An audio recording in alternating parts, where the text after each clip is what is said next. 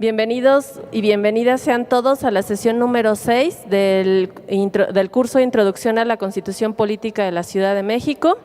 Hoy tenemos el grato placer de contar con toda una figura notable del proceso constituyente, que es la doctora Clara Hussitman Rapoport, de quien me voy a permitir darles una breve semblanza, breve porque, insisto, tiene una amplia trayectoria en varios temas. Como ustedes sabrán, la doctora no solamente formó parte del grupo redactor de la Constitución, sino también fue diputada constituyente y una de las figuras más notables durante todo el proceso, ¿no? La doctora Clara Hussitman Rapoport es presidenta fundadora de Incide Social AC, miembro titular del Seminario de Cultura Mexicana, integrante del grupo redactor del proyecto de la Constitución de la Ciudad de México y diputada constituyente. Licenciada en Economía de la UNAM, inició su trabajo como investigadora en el Banco de México, el Colegio de México y la Dirección General de Estadística. Trabajó por 25 años en la Administración Pública Federal, fue directora general del Empleo, del Centro para la Investigación del Desarrollo Rural Integral, del Instituto Nacional del Consumidor y subsecretaria de Pesca. También fue directora del Registro Federal Electoral en 1997 y secretaria de Desarrollo Social del Gobierno del Distrito Federal de 1997 al 2000. A partir de 1991 se incorporó a las organizaciones de la sociedad civil en lucha por la democracia, participando en el Acuerdo Nacional para la Democracia, en Coordinación Nacional a la Alianza Cívica y en Causa Ciudadana. En 2003 fundó Incide Social y es miembro de los Consejos Ciudadanos en Apoyo a los Derechos Humanos, de Radio Educación, de la Fundación Nutrición y Salud y del Programa Universitario de Estudios del Desarrollo de la UNAM. Fue miembro de la Asamblea Consultiva y de la Junta de Gobierno del Consejo Nacional para Prevenir la Discriminación CONAPRED y consejera de la Comisión de Derechos Humanos del Distrito Federal y de la Oficina de UNICEF en México, del Programa de Mujeres en el Desarrollo del BIP, del Banco Interamericano de Desarrollo y de la Asociación Internacional de Ciudades Educadoras y de la Asociación Internacional de Consumidores. Coordinó la elaboración de varios programas nacionales: empleo, alimentación, pesca y acuacultura. Inició los trabajos de la actual Encuesta Nacional de Ocupación y Empleo, la instalación del Servicio Nacional de Empleo y amplió a todo el país la red de oficinas del Instituto Nacional del Consumidor.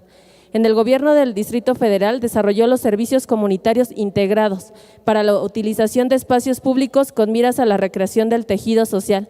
Tiene varias publicaciones sobre empleo y remuneraciones, política de alimentación, desarrollo y política social, política hacia las familias, derechos económicos, sociales y culturales, derechos de las mujeres, sobre la democracia y el desarrollo de la sociedad civil y sobre las causas económicas, sociales y culturales de las violencias en México. Insisto, toda una figura y una notable contribución en el proceso constituyente, así es que le damos un fuerte aplauso a la doctora y la más cordial de las bienvenidas.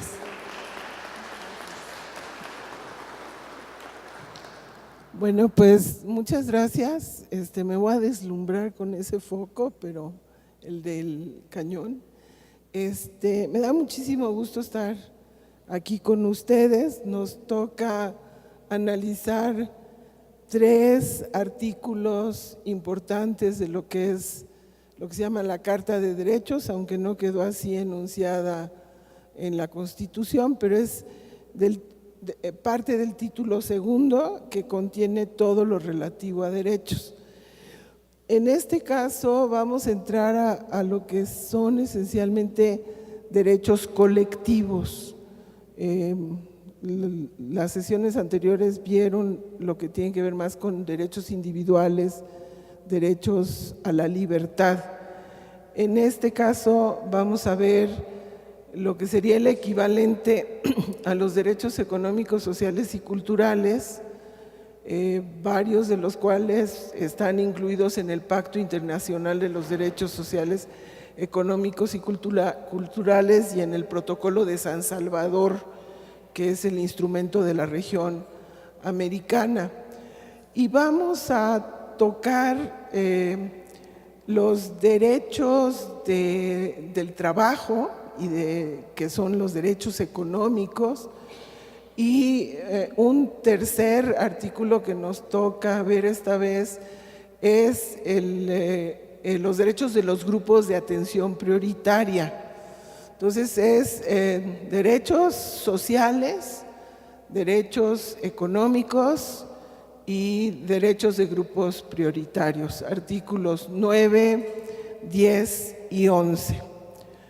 Bueno, como yo tuve oportunidad de estar en el grupo redactor y participé cómo se construía particularmente la Carta de Derechos, la presentación que adoptamos de los derechos, a diferencia de lo que ocurre en las discusiones internacionales, en lugar de plantear derechos civiles y políticos, derechos económicos, sociales y culturales, derechos de los pueblos, derecho al desarrollo, decidimos organizar todos los derechos que están en estos 4 o 5 grupos a partir de la Carta del Derecho a la Ciudad, y entonces ir organizando esos derechos de acuerdo a los conceptos que maneja la Carta del Derecho a la Ciudad. Entonces, en este caso, estamos tocando lo que es ciudad solidaria, ciudad productiva y ciudad incluyente. Pero si lo comparamos con la clasificación tradicional de los derechos humanos, es la ciudad solidaria, tienen que ver esencialmente con los derechos sociales, la ciudad productiva con derechos económicos y la ciudad incluyente con grupos de población. Miren, yo voy a comentar con toda libertad un poco el proceso. Esta clasificación que se hizo en el documento original no fue entendida en la constituyente, y entonces yo digo que hay como 2 derechos madre de la concepción de la Carta de Derechos, que es el derecho a la ciudad y el derecho a una buena administración. Eran como los 2 derechos principales. Entonces, el derecho a la ciudad iniciaba de alguna manera la Carta de Derechos, pero como no lo entendieron quienes revolvieron la Carta de Derechos en la constituyente, mandaron el derecho a la ciudad, inclusive después de los 3 artículos que vamos a ver ahora. Entonces no queda como muy claro por qué de repente, si estamos hablando ya de ciudad democrática, ciudad libre, con libertades, etcétera, de repente aparece un artículo de derecho a la ciudad. Pero eso fue lo que pasó. No hubo la posibilidad de explicarle al grupo que estuvo manipulando la Carta de Derechos cómo estaba construido el texto del proyecto del grupo redactor, y entonces nos encontramos en esta situación. Cuando desarrollamos los derechos, intentamos tener varios elementos al plantear los derechos. Lo que queríamos era el contenido del derecho y la razón del mismo, los bienes y o servicios que permiten hacerlo efectivo, las características de esos bienes y o servicios, la naturaleza de las obligaciones del Estado, y en algunos se introducen criterios de progresividad, particularmente en aquellos en donde la universalidad de los derechos no puede hacerse de manera inmediata, sino que hay que irla haciendo progresivamente. El caso, por ejemplo, del derecho a la educación. En México, primero se acordó que la educación primaria fuera universal, después agregamos la educación secundaria, hicimos la básica como universal, luego incluimos la preescolar y últimamente incluimos la media superior. Dentro de algunos años seguramente inclusive la educación superior tendrá carácter universal. Ese es un ejemplo muy claro de cómo se va haciendo la progresividad de acuerdo con el máximo de recursos disponibles. Se van a encontrar en varios textos de la Constitución que se usa ese término, de acuerdo con el máximo de recursos disponibles. Es decir, no se le puede pedir a un Estado que haga más allá de los recursos que realmente tiene. Entonces, esto era, varios de los derechos todavía conservaron de alguna manera esta estructura, pero hubo un afán de reducirlos.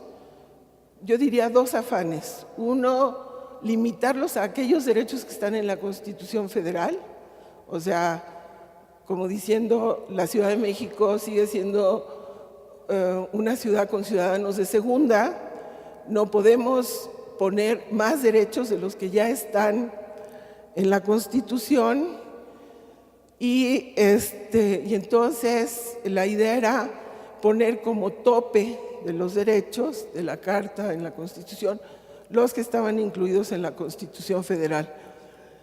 Sin embargo, logramos meter varios derechos nuevos.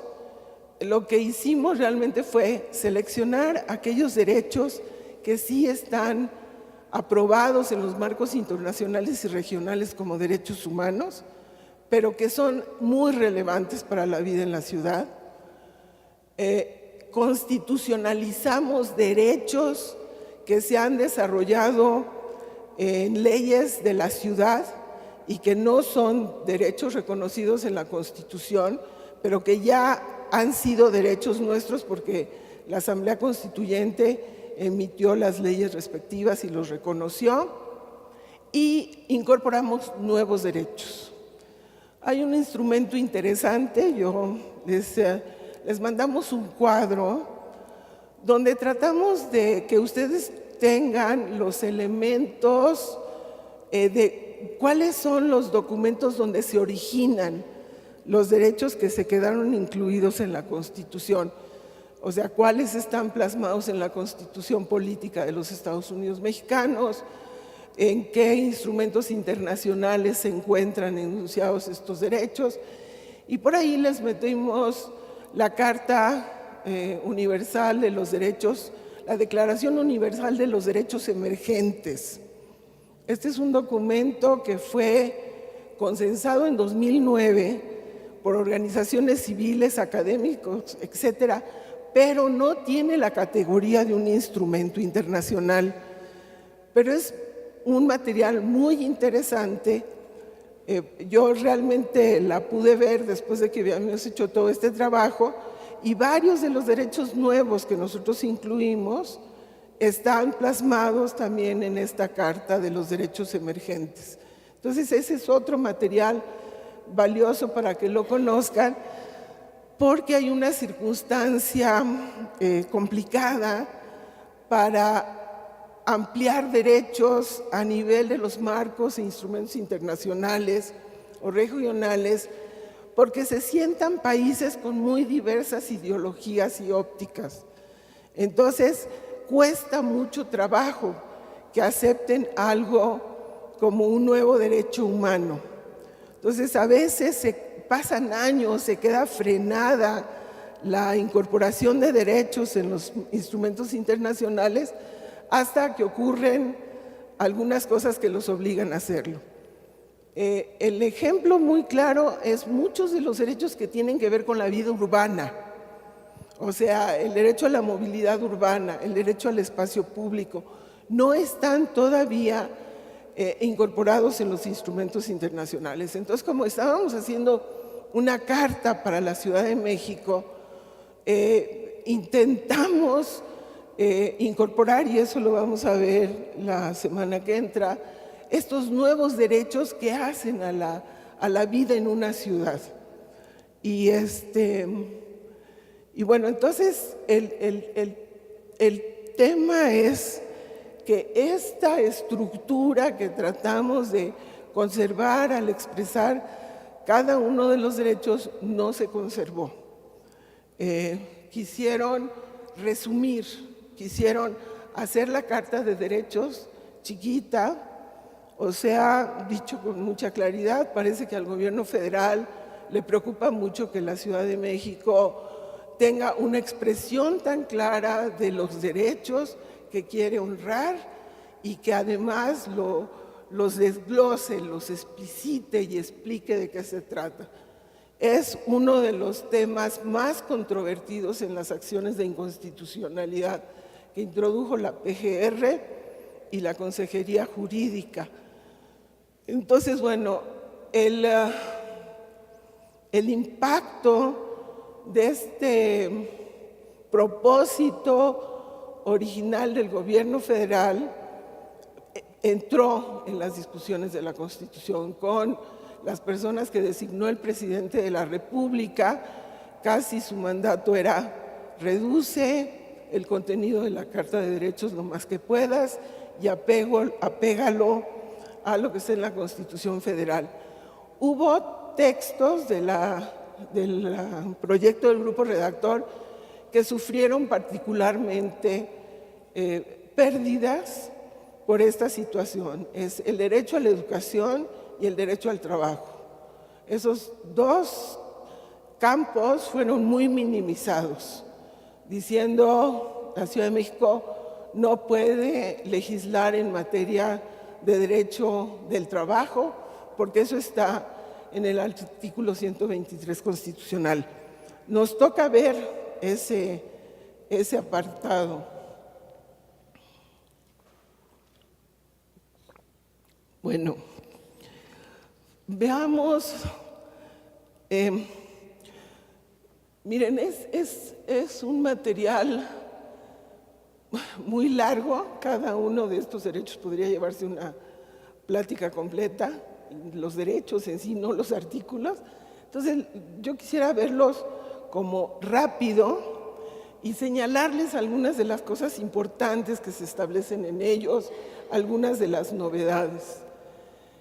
Los derechos incluidos en el artículo 9 son el derecho a la vida digna, y ahí está introducido el mínimo vital, el derecho al cuidado, a la alimentación y nutrición, a la salud, a la vivienda, al agua y al saneamiento. Estos casi serían, más el derecho al trabajo, los que son parte del Pacto Internacional de Derechos Económicos y Sociales y Culturales, pero se decidió a educación y cultura ponerlos en un artículo específico. En cambio, todos estos se subsumieron en un solo artículo. El derecho a la vida digna fue objeto de mucha discusión. A lo largo del proceso constituyente hubo por lo menos 12 intervenciones en el plenario en donde quisieron introducir el derecho a la vida, como esta idea del derecho a la vida desde la concepción. Entonces, el último intento por incluirlo fue en el derecho a la vida digna, Y como no se logró, como hubo un rechazo a la incorporación de esto, desapareció, se quitó la declaración del derecho a la vida digna como un derecho. Hubo que quitarlo porque se quería que fuera derecho a la vida digna desde la concepción, alguna cosa de este estilo, y se quitó. Pero queda, de alguna manera, enunciado, y lo tienen.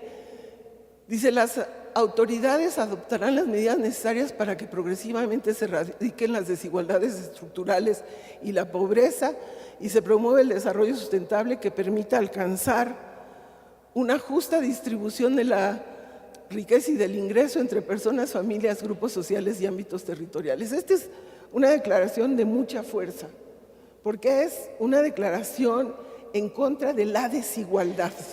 No solo es pobreza, es desigualdad. Y se habla claramente una justa distribución de la riqueza y el ingreso entre personas, familias, grupos sociales y ámbitos territoriales. Se consideran todas las dimensiones en donde hay claras expresiones de desigualdad. Luego quedó: todas las personas tienen derecho a un mínimo vital para asegurar una vida digna en los términos de esta Constitución. Aspecto de gran debate, porque el tema ahí era el derecho a una renta básica universal o el derecho a un ingreso ciudadano universal. Este tema se jaló a lo largo de toda la discusión de la Constitución. Fue uno de los temas que quedaron en lo que Porfirio Muñoz Ledo llamó el itacate, que eran todos los temas que no se lograban consensar en comisiones, ni en una comisión que formaban todos los líderes de fracciones, se iba dejando y se iba dejando. El asunto era que había una oposición muy fuerte de varios partidos a que se considerara el derecho a una renta básica, y entonces se sacó por ahí un concepto que la Corte aceptó y la Corte lo maneja, tengo ahí el dato, que es este concepto de mínimo vital. El problema es que en la definición de la Corte, este mínimo vital no es un ingreso básico, no es un ingreso monetario. Puede estar integrado por los servicios que otorga el gobierno. Por ejemplo, se suma lo que se gasta en salud, lo que se gasta en educación, lo que se gasta en transporte, y la diferencia para alcanzar este mínimo vital tendría que entregarse en términos de ingreso, en términos monetarios. Entonces, eso sí le satisfizo a los partidos que estaban en contra del concepto de renta básica. Es toda una discusión, y yo estoy segura que en las campañas del próximo año este es un tema que va a salir a flote. Hay toda una reflexión de que con la cuarta revolución industrial va a ser muy difícil que a través del empleo y de un ingreso digno la gente y las familias puedan satisfacer sus requerimientos para tener una vida digna. Hay todo un cuestionamiento derivado de lo que está pasando en términos de incorporación tecnológica en la producción. Para no hacerlo así, si hay preguntas, podemos, si quieren, vemos el 9 y hacemos una interrupción. Luego, otra declaración importante es 3, donde dice: garantizarán progresivamente la vigencia de los derechos. El concepto de progresividad va a aparecer muy frecuentemente en el texto constitucional. Yo estoy aquí está, hasta el máximo de los recursos públicos disponibles. Eso quiere decir que hay un límite y que el gobierno y el Estado no pueden ir más allá del límite que tienen. Se asegurará la no discriminación, la igualdad sustantiva y la transparencia en el acceso a los programas y servicios sociales de carácter público.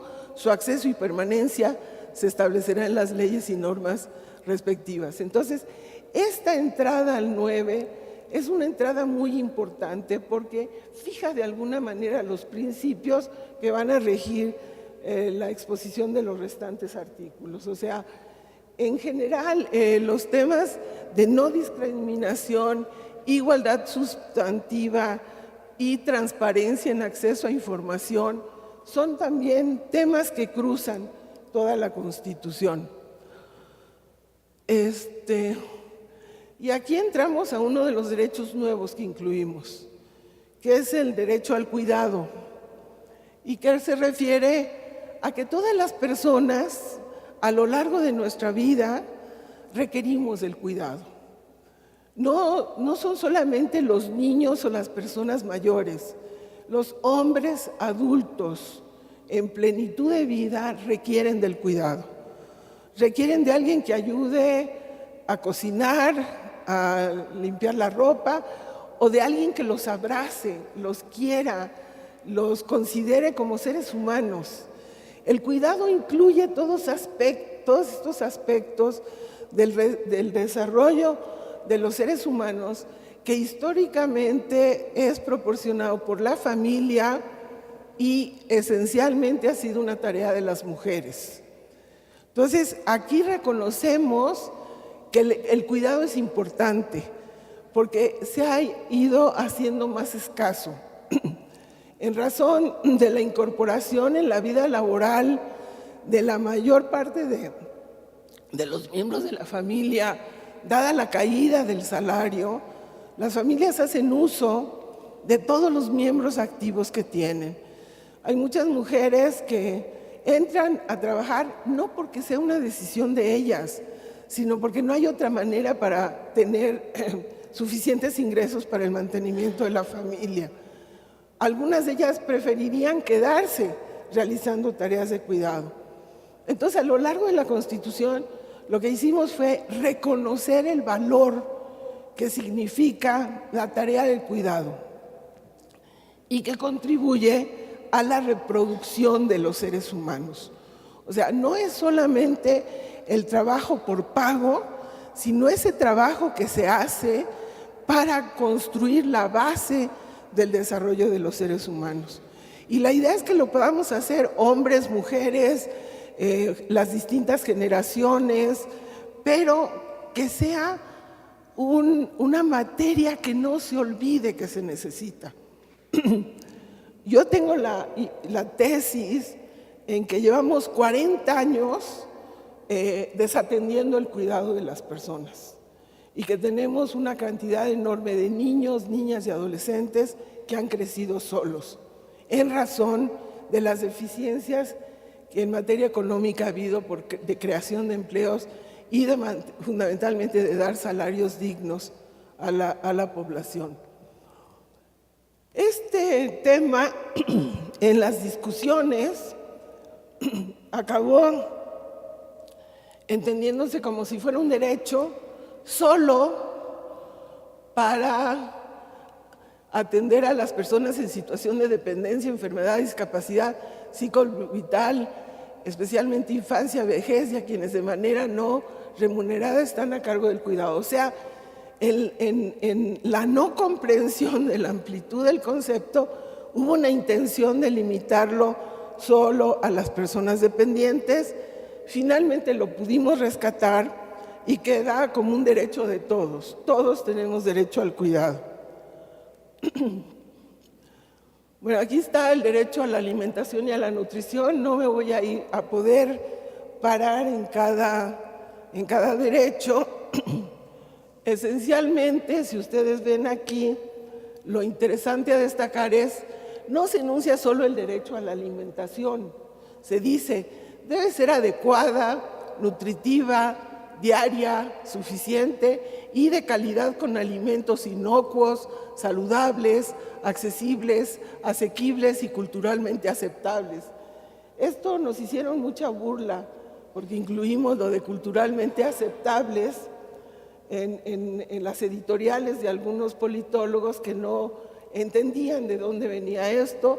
Son términos que se usan en los instrumentos internacionales porque se dice, y la experiencia es, por ejemplo, en el Programa Mundial de Alimentos, a personas que tienen como base de su consumo de cereales el maíz, de repente les llegan dotaciones de sobrantes de harina de trigo y se obliga a que tomen harina de trigo o queso amarillo, por ejemplo. Y entonces eso implica una falta de respeto a los alimentos que la gente acepta. Y bueno, la idea es que permitan gozar del más alto nivel de desarrollo humano posible y protejan contra el hambre, la malnutrición y desnutrición. Este es un ejemplo de que la idea hubiera sido, podríamos haber dejado, la persona tiene el derecho a una alimentación y punto. Y dejar a la interpretación de aquellos que tienen que hacer la legislación o los jueces o quien tiene que implementar este derecho, de qué va a entender por el derecho a la alimentación. Entonces, con el propósito de evitar que los jueces tengan que ir a ver qué dice en materia de derecho a la alimentación, aquí metimos algunas de las características que son estas, y estos se desarrollaron mucho en consulta con las organizaciones que trabajan cada uno de estos derechos. Luego, en alimentación se señalan algunas de las acciones que las autoridades deben realizar. O sea, aquí enunciamos el derecho y las características que debe tener. Y aquí decimos, tiene que haber un fomento a la disponibilidad, distribución, abastecimiento equitativo y oportuno de alimentos nutritivos y de calidad, y promoverán la seguridad y sustentabilidad alimentaria. Aquí el deseo fue que metiéramos soberanía alimentaria. Es muy complicado, yo diría, totalmente fuera de lugar, hablar que una ciudad puede tener soberanía alimentaria. Al contrario, la ciudad depende muchísimo de la producción que se realiza en el resto del país. Entonces era un enunciado así como si fuéramos un país, ser soberano alimentariamente. Entonces era imposible y se queda como seguridad y sustentabilidad alimentaria. La seguridad sí significa que desde el nivel del hogar el gobierno tiene que asegurar que haya alimentos suficientes. ¿Cómo lo hace? Tiene que haber abasto suficiente para que haya seguridad a nivel de la persona y a nivel del hogar. Bueno, estos son los dos que quedaron para alimentación. Este fue un derecho que, desde mi óptica, debería de haber tenido un artículo propio, pero no fue posible. Pero tiene muchos elementos, fue muy desarrollado porque pensamos que la ciudad tiene todo un aparato de servicios de salud y que era importante decirle a los operadores del servicio de salud cómo se entiende el derecho a la salud en la ciudad. Es una ciudad además que ha avanzado en la universalización de algunos de los elementos del derecho a la salud.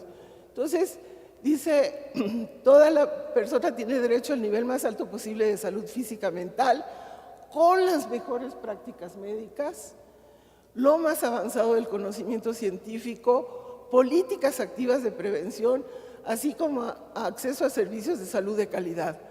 A nadie le será negada la atención médica de urgencia. O sea, le estamos poniendo un estándar muy alto a los servicios de salud en la ciudad, porque ha habido un gran avance.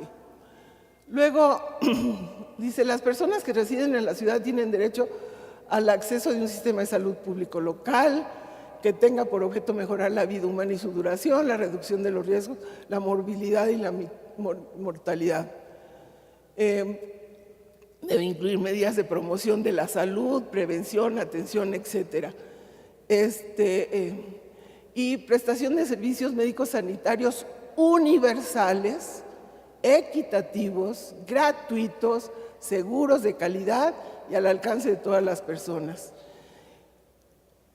Había 2 o 3 diputadas muy activas en materia de los derechos de las personas con discapacidad, y entonces ellas agregaron: aquellas con discapacidad tienen derecho a la rehabilitación integral de calidad, que es una carga muy fuerte para el sistema de salud, pero quedó incluido. Entonces, ahora, acá empezamos a desglosar qué es lo que tienen que hacer las autoridades de salud para lograr esto. Y aquí rápidamente vemos cobertura universal de los servicios e infraestructura médica y hospitalaria de manera prioritaria, que hay un tema de progresividad en las zonas que enfrentan mayores rezagos, y el abasto gratuito, oportuno de medicamentos, aquí se puso esenciales. Entonces va a haber la necesidad de aclarar cuáles son los medicamentos esenciales a los cuales se va a tener acceso gratuito. Que existan los servicios de salud, asistencia social, atención médica, disponibilidad, accesibilidad, seguridad, higiene en las instalaciones de los centros de salud, así como la suficiencia de personal y profesionales de la salud capacitados, equipamiento y insumos médicos. Yo creo que varios hemos experimentado la insuficiencia de personal. Cuando yo era secretaria de Desarrollo Social, de Salud, de Educación y Desarrollo Social, se tuvo que hacer una brigada volante de cirujanos, porque había una restricción de contratación de personal. Entonces no había suficientes cirujanos para los 28 hospitales de la ciudad en ese momento, y se tuvo que hacer una brigada volante para que pudieran atender las situaciones. Entonces, la idea es que el gobierno de la ciudad tiene que buscar que exista personal y profesionales de la salud capacitados, equipamiento y insumos y medicamentos. La falta de medicamentos, la falta de insumos de la salud es sistemáticamente el problema de los servicios públicos.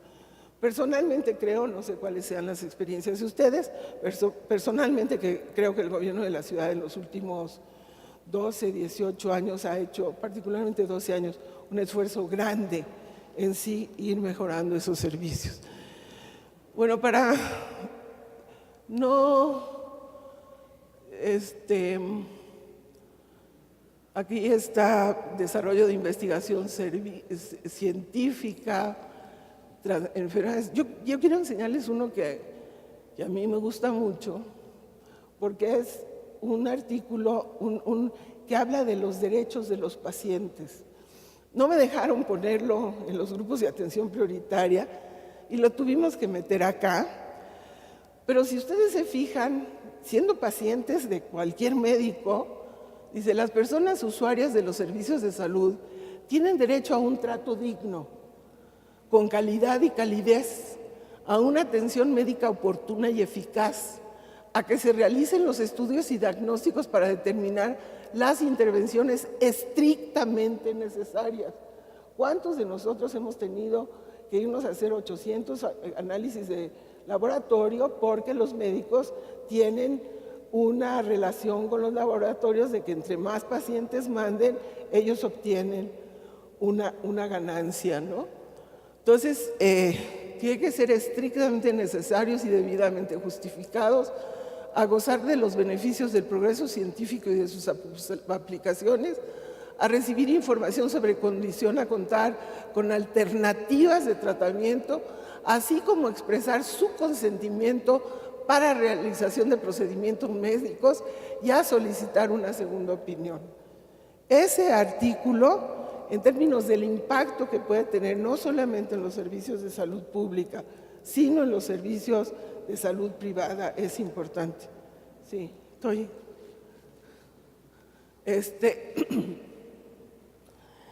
Entonces, ahí está, escondidito, pero están estos derechos. Luego, los servicios y atenciones de la salud pública y privados respetarán los derechos sexuales y los reproductivos de todas las personas y brindarán atención sin discriminación alguna en términos de la legislación aplicable. Y sigue, aquí es donde quedó lo de el uso médico y terapéutico de la cannabis sativa índica americana, que también fue un tema de discusión. El Movimiento Ciudadano quería llevarlo inclusive al uso recreativo, pero dado que la legislación nacional, la legislación federal había ya aceptado, poquito, en esos mismos tiempos de la discusión, ya había aceptado el uso médico, entonces por eso pudo pasar el uso médico y terapéutico de la cannabis. Acá, perdón, ahí está, trae dice que el paciente, como las decisiones libres y voluntarias del paciente a someterse a tratamiento o procedimientos médicos que pretendan prolongar de manera innecesaria su vida, protegiendo en todo momento su dignidad. O sea, ahí está vinculado a la aceptación del derecho a la muerte digna, que también quedó incorporado en la Constitución. Bueno, está aquí el derecho a la vivienda, yo les diría muy bien desarrollado, fue desarrollado por equipos de organizaciones sociales que trabajan mucho el derecho a la vivienda, y entonces es un derecho fundamental en la ciudad, un derecho central. La mayor parte de la infraestructura de la ciudad son viviendas, y en torno a las viviendas es lo que se desarrolla todo. Entonces, aquí, por ejemplo, se destaca uno de los temas de mayores violaciones al derecho a la vivienda, que es el desalojo forzoso. Si ustedes leen materiales de derechos humanos, el mayor problema son los desalojos forzosos. Entonces se habla de que se adoptarán medidas de conformidad con la ley contra el desalojo arbitrario e ilegal de los ocupantes de la vivienda. Me sigo así porque si no, el otro tema es agua y saneamiento, también un tema central en la ciudad, otro tema de enorme debate. Hay muchos intereses particulares en el aprovechamiento, distribución del agua, y acá se quedó con mucha claridad que es un derecho universal, pero además la gestión del agua será pública sin fines de lucro. O sea, no pueden intervenir los privados, de acuerdo a la Constitución de la ciudad.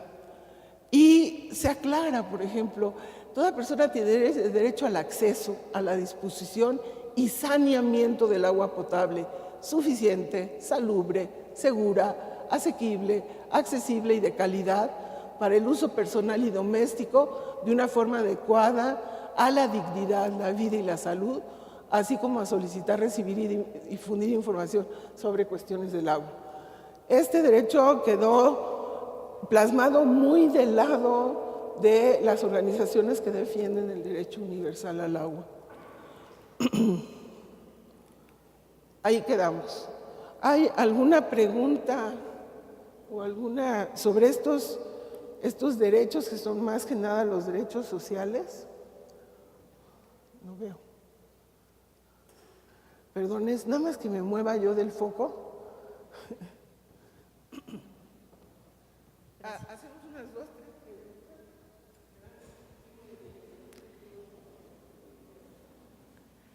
3. Gracias. Muy buenas tardes. Nada más con respecto a este último derecho, el del agua, lo leo con mucho interés porque coincido con usted en que es un derecho muy importante y es un tema fundamental para el futuro de la ciudad. Queda muy claro plasmado el derecho que tenemos y mi duda sería nada más también, se habla de que la ciudad proveerá esta cantidad de agua y será necesario pues también promover a futuro cuáles son los elementos para evitar algo que el propio responsable del sistema de aguas ha dicho, que esta ciudad tiene una situación grave en el tema del suministro y que hay un tema también de fugas. Sé que no es a lo mejor 100% tema de la Constitución, pero así como hay un derecho de agua, también el ciudadano y los usuarios tienen que buscar los mecanismos para ahorrarla. Entonces, si no hubo también una discusión al respecto y qué se plantea para que no solamente sea el derecho al uso, sino también a que tengamos la obligación de cuidarla. En el siguiente título, en el título tercero, está incluida toda la previsión. A ver, un poco, en este eran los derechos, o sea, algunos, yo no soy gente de derecho constitucional, pero se hablaba de la parte dogmática y la parte orgánica.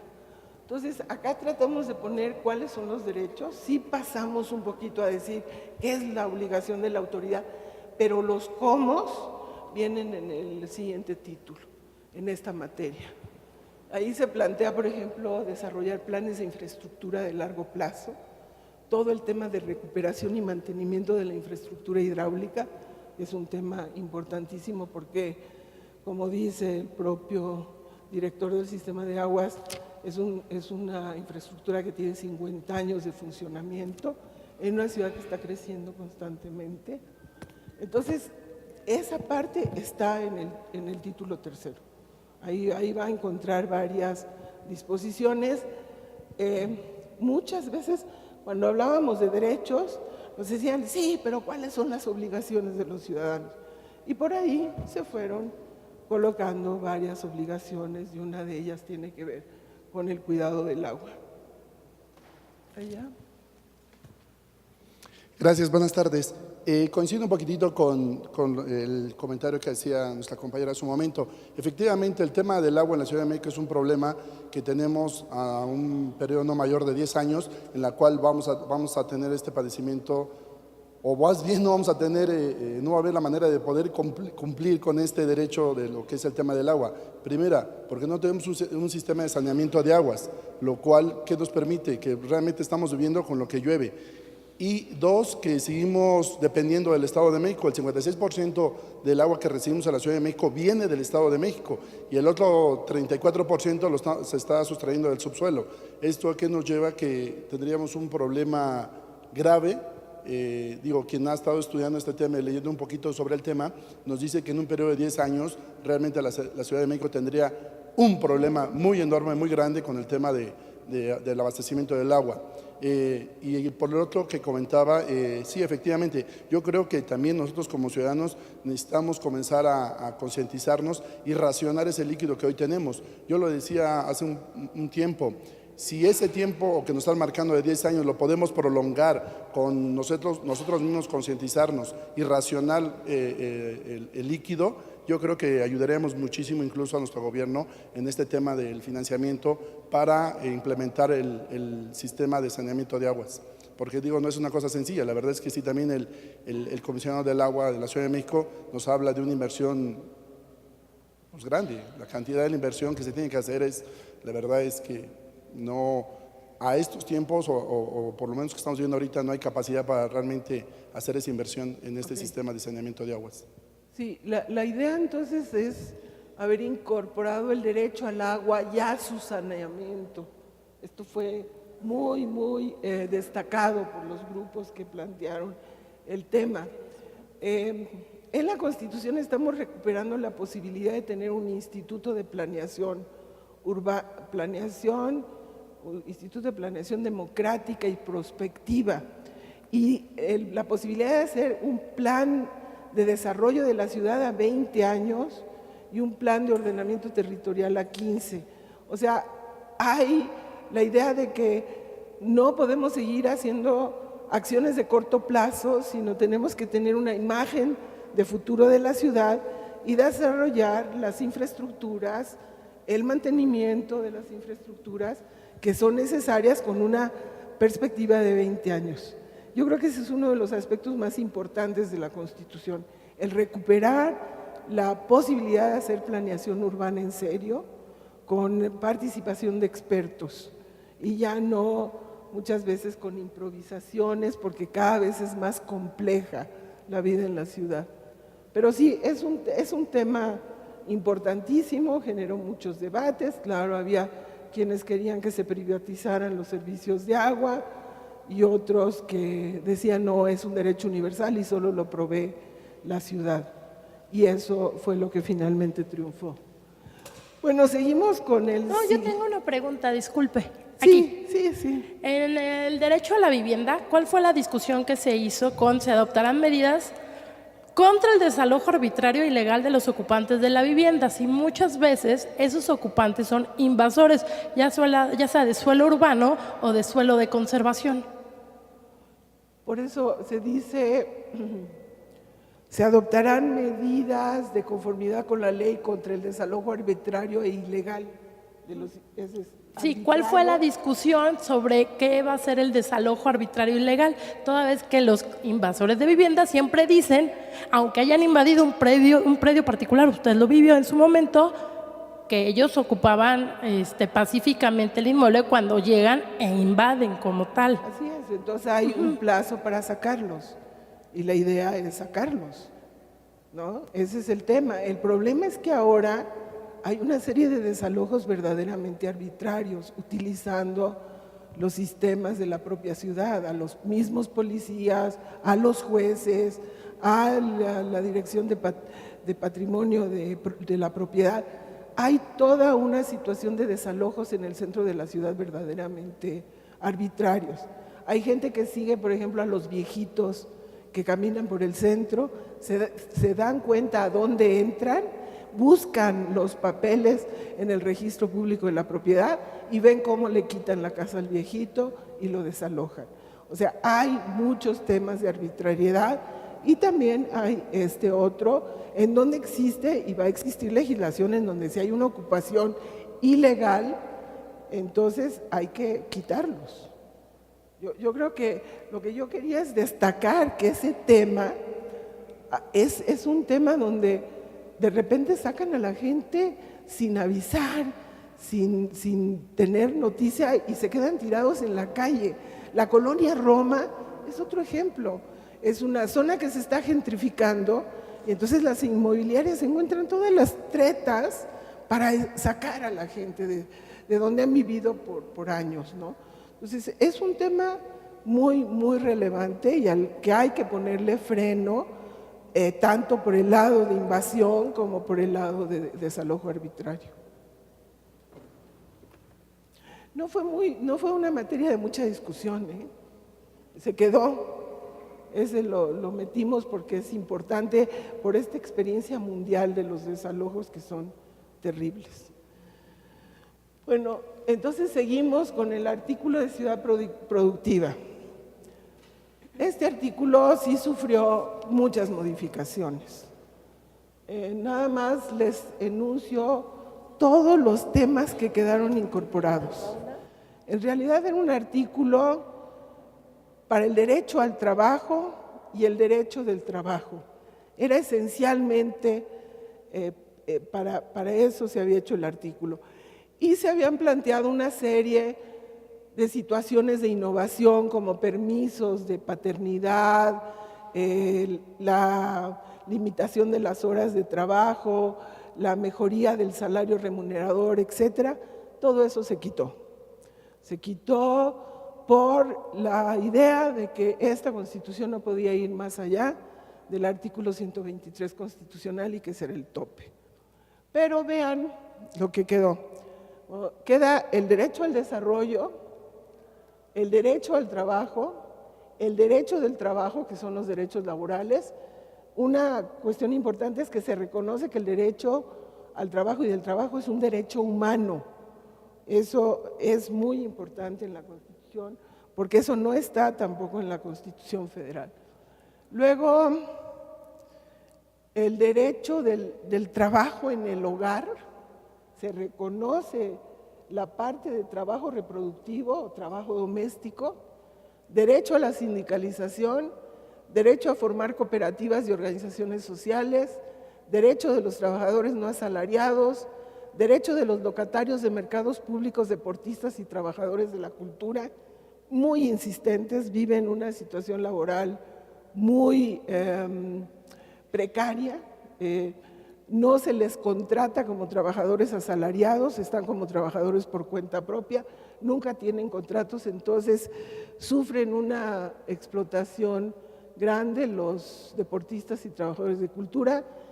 Las relaciones entre las instituciones públicas con sus trabajadores, o sea, las condiciones de trabajo de los trabajadores de la ciudad. Una cosa que metió una diputada sobre inversión social productiva, era una diputada muy preocupada por los emprendimientos y la innovación, y a donde pudo insertó una serie de planteamientos. Y luego,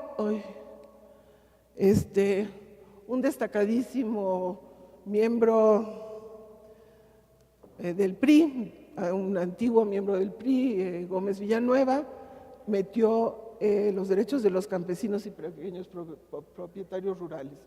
No los habíamos considerado, entonces perfecto, quedó ahí inserto. Vámonos así como rápido. Esta es la definición del derecho al desarrollo económico, que es toda persona tiene derecho a participar en un desarrollo económico, social y cultural político en el que pueda realizarse plenamente todos los derechos humanos y libertades fundamentales. Eso es lo que está establecido para el derecho al desarrollo. Luego, derecho al trabajo. Estos son enunciados que hacen a la idea de trabajo digno, no se quiso poner trabajo decente, como es la definición de OIT, porque trabajo decente en nuestro país parecería que hay un trabajo indecente y otro trabajo decente. Se usó el término de trabajo digno, y se considera también el trabajo para la reproducción de la sociedad. Entra desde el inicio de la declaración de lo que es el derecho al trabajo, el tema de la reproducción social. Y dice, valora, fomenta y protege todo el trabajo lícito, sea o no subordinado, el respeto a los derechos humanos laborales estará presente en todas las políticas públicas y en la estrategia de desarrollo de la ciudad. Esto se metió porque lo que se planteaba en el grupo redactor era que el gobierno de la ciudad tenía que asegurarse que aquellos trabajadores que son contratados por empresas proveedoras del gobierno de la ciudad tenían que respetar los derechos del trabajo de esos trabajadores. Todo el outsourcing, la idea es, si tú contratas outsourcing, tienes que tener certeza de que la empresa que lo hace aplica y respeta los derechos laborales de esos trabajadores. Pero quedó con esta expresión corta: el respeto a los derechos humanos laborales estará presente en todas las políticas públicas y en la estrategia de desarrollo de la ciudad. Luego, todas las personas gozan de los derechos humanos en materia laboral reconocidos por la Constitución Política de los Estados Mexicanos, los tratados e instrumentos. Este fue el techo que le pusieron a este articulado, ¿sí? O sea, no puede haber más derechos laborales que los que están en la Constitución Política, en los tratados e instrumentos internacionales, esta Constitución y las leyes que ellas emanen. No puedes avanzar más. Ustedes saben que el jefe de gobierno ha estado planteando la necesidad de la revisión del salario mínimo y ha habido una negativa sistemática. Y ese salario ha caído de manera brutal en los últimos 40 años, pero no hubo posibilidad de transitar ese tema. La idea acá es ejercer un trabajo digno y lo que tiene que hacer la ciudad es, por ejemplo, cumplimiento de los programas que tengan por objeto identificar y erradicar el trabajo infantil. Aquí se voló una coma, porque dice trabajo infantil esclavo y forzado. No es el trabajo infantil esclavo y forzado. En general es el trabajo esclavo y el trabajo forzado. Pero faltó una coma, se los quiero remarcar porque fue una omisión, y todo tema de discriminación laboral. Y se protege todo tipo de trabajo lícito, sea o no subordinado. El respeto a los derechos laborales estará presente en todas las políticas públicas, ya lo habíamos visto. No, es que ya me regresé, como ven. Acá entra el tema de igualdad sustantiva en el trabajo, que hace relación a las mujeres, a la forma en que las mujeres son contratadas y participan laboralmente. Estas son condiciones. El asunto es que quedó revuelto en la exposición, quedó revuelto lo que es el derecho al trabajo. Por ejemplo, en el derecho al trabajo está el pleno empleo, pero el salario remunerador, el aumento de los ingresos reales de las personas y el incremento, hasta acá, esos son derechos del trabajo. Y el incremento de empleos formales es derecho al trabajo. Entonces van a encontrar como una revolución de los conceptos en el desarrollo de este articulado. Y miren claramente, de repente brota el tema de inspección del trabajo, que es claramente un tema relacionado con el derecho del trabajo, de los que ya están trabajando, y aquí hay otro: protección eficaz frente a riesgos de trabajo y que garanticen un ambiente de seguridad, salud y higiene en el bienestar. En el caso del proyecto original habíamos colocado los derechos que atañen a todos los trabajadores, los derechos que atañen específicamente a los trabajadores asalariados y los que tienen que ver con los trabajadores no asalariados. Entonces, este articulado sí es un articulado un poco mezclado, fue reducido en sus propósitos y es cosa de que lo revisen. Aquí habla de que habrá capacitación capacitación, adiestramiento, formación profesional y acceso al empleo, seguro de desempleo. Y acá entra esto, formalización del empleo, que es aquellos que están en el sector informal deben formalizarse. Pero, perdón, está realmente revuelta esta parte y prefiero... Pero aquí viene lo del derecho, los derechos del trabajo en el hogar. Esta es una parte interesante porque es protección efectiva de los derechos de personas trabajadoras del hogar, así como de los cuidadores de enfermos, promoviendo la firma de contratos entre estas y sus empleadores. Su acceso a la seguridad social se realizará en los términos y condiciones que establezcan los programas, leyes y demás disposiciones de carácter federal. Hay una convención de la OIT, creo que es la 189, donde se habla de los derechos de las trabajadoras del hogar. México no la ha querido aprobar y firmar. Entonces aquí intentábamos avanzar en los derechos de las trabajadoras del hogar, pero nuevamente, decíamos, tienen derecho a la seguridad social, nuevamente se acota a lo que establezcan los programas, leyes y demás disposiciones de carácter federal aplicables en la materia. O sea, otra vez, no podemos decir que son sujetos de seguro social, inclusive el derecho a la seguridad social no aparece en la Constitución, aparece en un transitorio, en el transitorio 26 o 27, y dice que el derecho a la seguridad social de la gente en la Ciudad de México acatará lo que se señala en la legislación federal. Luego está la protección especial de grupos de atención prioritaria y personas trabajadoras que por su condición de vulnerabilidad requieren atención especial. Vamos a ver muy rápidamente los derechos de los grupos de atención prioritaria. El reconocimiento del trabajo del hogar y de cuidados como generadores de bienes y servicios para la producción y reproducción social. Es un tema que cruza, aparece constantemente, el reconocimiento del trabajo de reproducción social, es el trabajo doméstico, el trabajo que tradicionalmente no es por pago. Y esto, que también es un tema muy importante, que es la promoción de mecanismos de conciliación entre trabajo y familia, incluyendo la movilidad geográfica voluntaria en razón de la proximidad del centro de trabajo y el domicilio de la persona trabajadora con el acuerdo de los patrones y empleadores. Originalmente nosotros planteábamos mecanismos de conciliación entre trabajo y familia, que significa desde cambios de horarios, aceptar que si una empresa tiene varios establecimientos, la persona pueda trabajar cerca de su hogar, o sea, una serie de mecanismos que adecúen las formas del trabajo, las condiciones, los horarios, a la idea de que todos tenemos una vida de familia y que es importante que los seres humanos desarrollemos nuestra vida de familia y no seamos solamente trabajadores de todo el tiempo.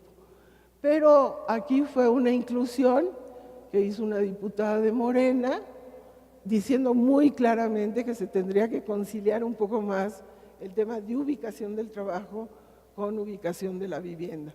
Es un gran tema en esta ciudad porque la ciudad se desarrolló por especialidades. O sea, había zonas donde había fábricas, había zonas donde había viviendas de mayor valor y viviendas de menor valor. Entonces está la ciudad muy fragmentada y con el crecimiento del área metropolitana la gente dedica hasta 4 o 5 horas de su vida diaria a los traslados. Y eso genera enorme tensión y al final genera violencia.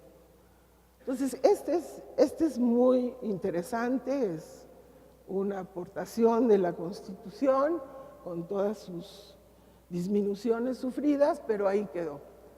El derecho a la sindicalización, ahí está, se habla de la democracia, del respeto al voto, la forma de elección de los representantes. Esto tiene que ver con acceso a la información en materia de trabajo, en materia laboral, no se les puede negar información, y el tema de justicia laboral, honesta, imparcial, profesional, pronta y expedita, pública y gratuita, que incluya los servicios de conciliación y mediación. Ahí quedó expresado. Y ya en la parte orgánica, la Junta de Conciliación y Arbitraje pasa a formar parte del Poder Judicial. Sale de depender del Poder Ejecutivo y pasa a formar parte del Poder Judicial.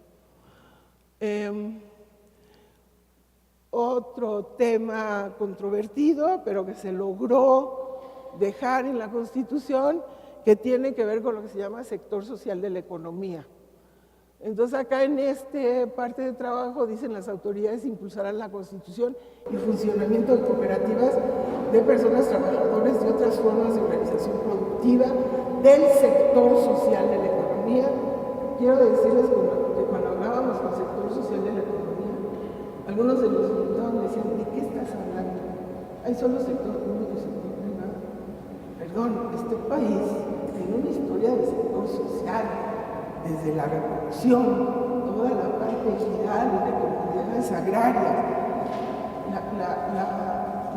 la experiencia que yo tuve, es que mucha de la gente formada en escuelas privadas no tienen idea de que existía un importante sector social de la economía. Entonces acá, inclusive la Constitución habla de tres sectores, el sector público, el sector privado y el sector social. Aquí se recupera que los trabajadores pueden formar cooperativas, pueden formar empresas de solidaridad social para mejorar sus ingresos. Aquí entramos a un tema debatido, los trabajadores no asalariados. En este tema, la idea era dejar personas trabajadoras no asalariadas, que son asalariadas autónomas y por cuenta propia. Ese era el genérico. O sea, es para la gente que no tiene una relación asalariada y por lo tanto no está teniendo derecho a la seguridad social. Es el mundo del 52% de los trabajadores de esta ciudad que no tienen relaciones asalariadas formales y entonces no tienen derecho a la seguridad. Por las cargas políticas de algunos de los que estaban en la Constitución, en la Asamblea, hubo necesidad de ir aclarando. Entonces, a fuerzas, querían que entraran los comerciantes de manera explícita, que se dijera trabajadores no asalariados por cuenta propia, independientes y comerciantes. Y entonces yo dije, sobre mi cadáver, perdón, si vamos a ampliar este genérico, enunciemos los prestadores de servicios por cuenta propia, los que producen bienes y artesanías y los comerciantes, ¿no? Tienen derecho a realizar un trabajo digno y a poseer una identidad formal en la Ciudad de México, asociarse para defender sus intereses, recibir capacitación y los demás. O sea, el gobierno de la ciudad tiene que darles una identidad formal.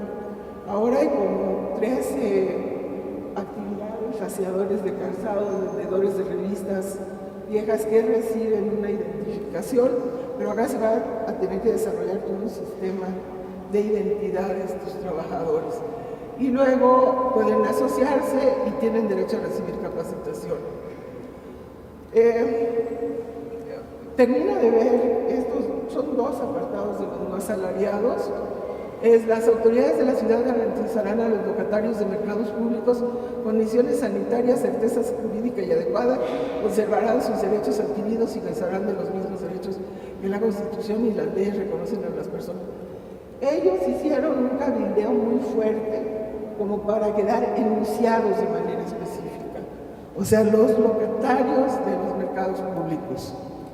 La que sigue es de lo mismo, de los no asalariados, pero son los derechos de las personas trabajadoras no asalariadas, prestadores de servicios por cuenta propia y comerciantes, aquí ya se nos fueron los artesanos y productores, que realizan sus actividades en el espacio público, serán ejercidos a través del establecimiento de zonas especiales de comercio y cultura popular en los términos que define la ley con participación de los propios trabajadores.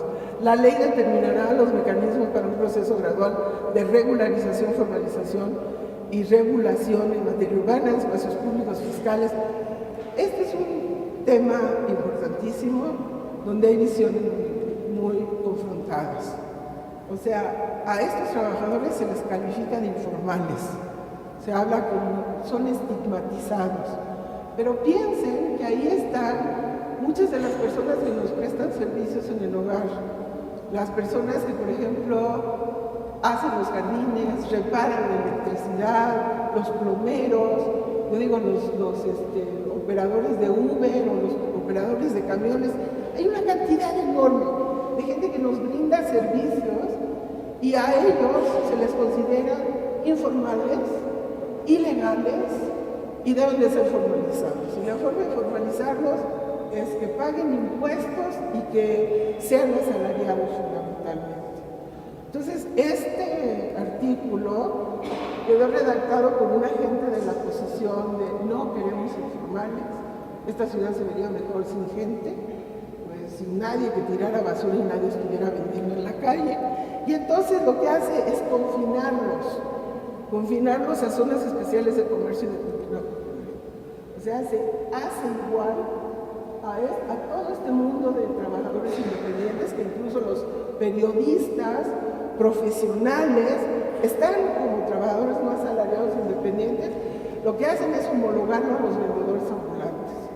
Y entonces el rechazo a los vendedores ambulantes implica una redacción como esta. Si tú trabajas en la calle, lo vas a hacer en las zonas específicamente definidas y te confinas y te quedas ahí, ¿no? Entonces,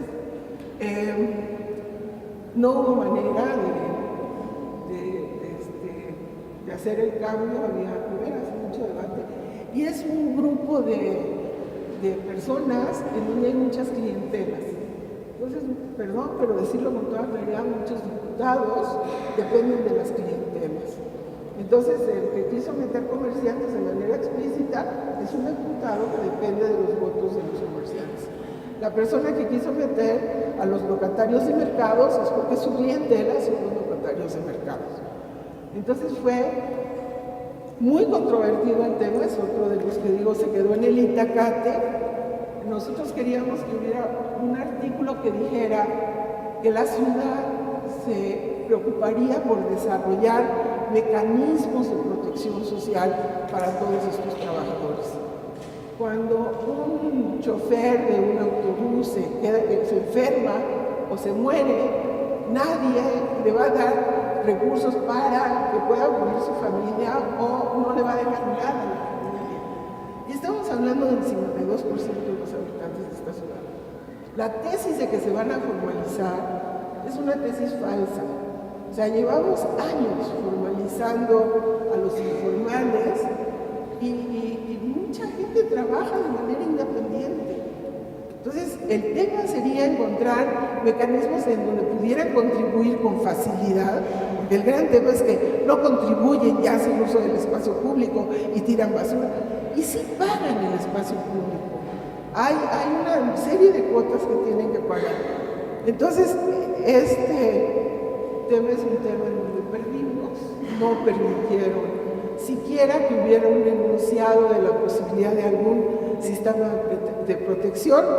Se planteaba la creación de mecanismos de pensiones, fondos de pensiones, y ahí para nada, ahí fue cuando perdimos. Yo decía, dejemos lo más vago con los mecanismos de protección que pueden ser mutuales, cooperativas. Hay una serie de experiencias a nivel mundial donde se protege este tipo de trabajadores. Pero la necedad era, no, que diga un sistema de pensiones. Y al decir sistema de pensiones, PRI y PAN dijeron no, porque significa un aporte de dinero del gobierno. Entonces, estos son los temas que hacen a una parte importante de los ciudadanos de la Ciudad de México que la defensa es muy complicada. Hay una visión muy formalista, muy de la época industrial del trabajo, cuando lo que estamos viendo es el crecimiento de las actividades de servicios y de servicios a las personas, y que no significa necesariamente empresas con trabajadores asalariados. Bueno, pues ahí, y esto es el de las autoridades de la ciudad, en el ámbito de sus competencias y de conformidad con lo previsto por la ley, protegerán los derechos laborales de las personas deportistas, profesionales de disciplinas artísticas, trabajadores de la cultura y locatarios de mercados públicos. Aquí ya estaban los locatarios de mercados públicos, pero hubo la insistencia de meterlos acá. Y entonces, no, en el otro. Acá quedó. Entonces está duplicado, pero había la necesidad de alguien de que aparecieran de manera explícita más ampliamente los propietarios de mercados. Bueno, ya no les hablo porque esto sí creció, esta parte de las relaciones de las instituciones públicas de la ciudad con sus trabajadores se amplió bastante respecto al texto original. Es posible que les interese a algunos de ustedes que trabajen, pero si no acabamos. Es todo lo de las relaciones del gobierno y de las instituciones públicas con los trabajadores. Y acá está este que les digo que de repente aparece, que es la inversión social productiva, y dice: el gobierno de la ciudad establecerá programas y designará presupuesto para el fomento al emprendimiento y al impulso de actividades económicas que no tienen nada que hacer aquí. En su caso debería estar en la parte de política económica, en el título 3, pero quedó aquí inserto. Y las autoridades contribuirán a la generación de un entorno favorable a la innovación productiva, a la creación de nuevas empresas, al desarrollo y crecimiento de las empresas de reciente creación.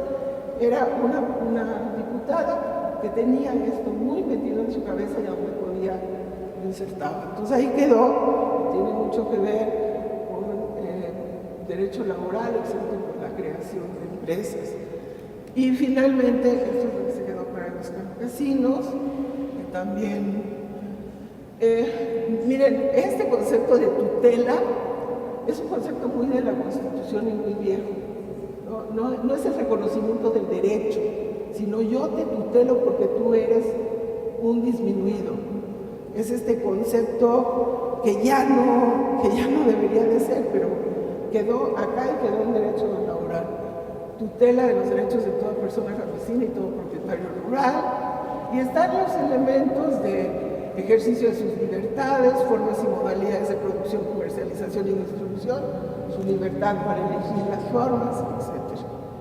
Y creo que ahí acabamos.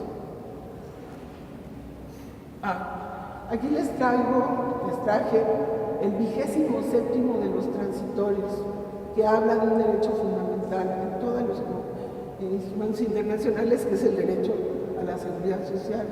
Entonces nos lo mandaron hasta transitorios, y lo que dice: las personas trabajadoras de la ciudad preservarán el derecho a la ciudad, a su seguridad social, en los términos en que actualmente la disfrutan. O sea, no hay ningún cambio.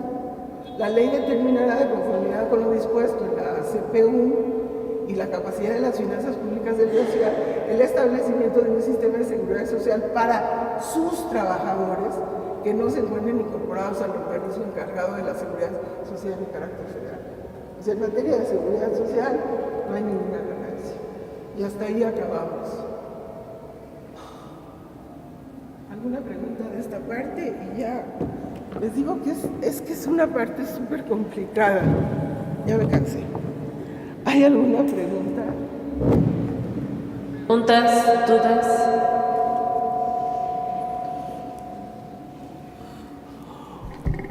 Bueno, a mí en lo particular el tema también, maestra, en relación a los trabajadores en vía pública y el respeto al derecho al espacio público, me causa un poco de controversia.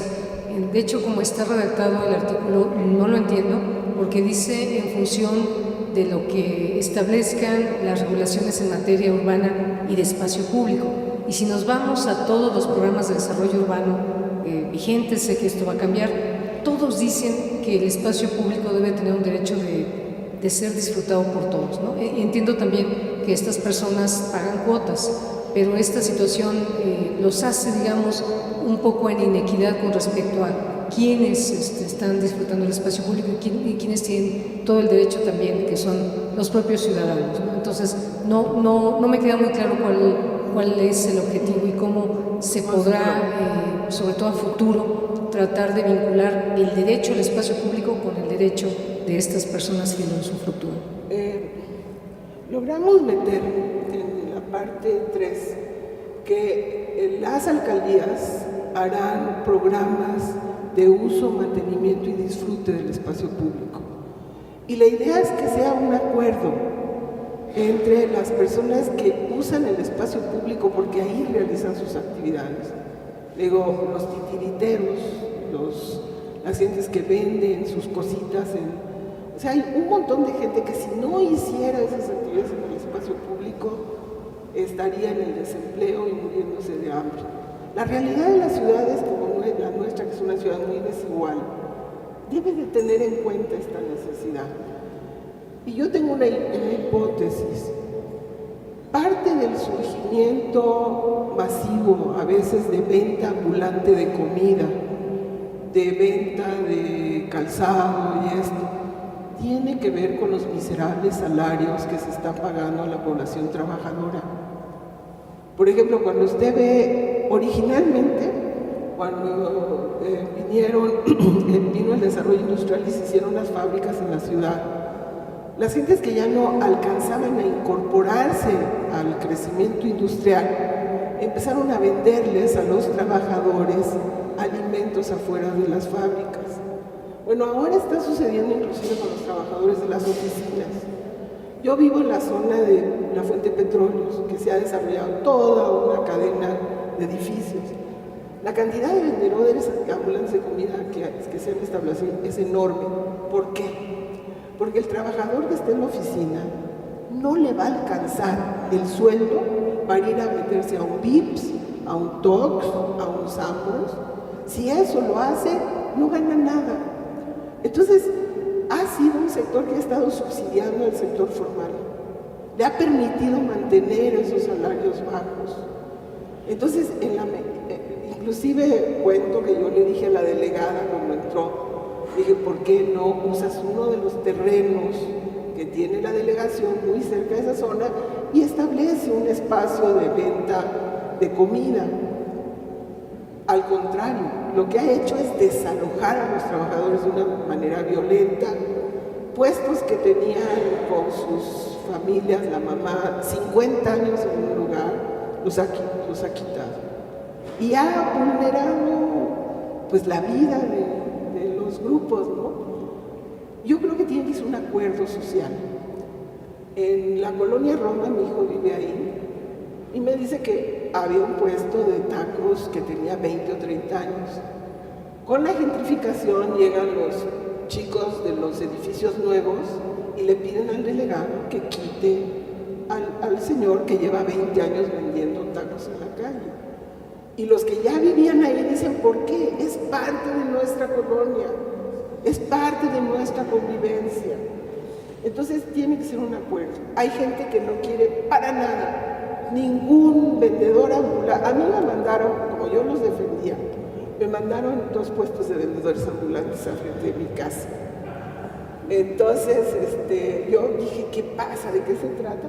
Era una vecina que tiene poder en la delegación y en acuerdo con el director jurídico de la delegación trasladaron a 2 puestos de comida.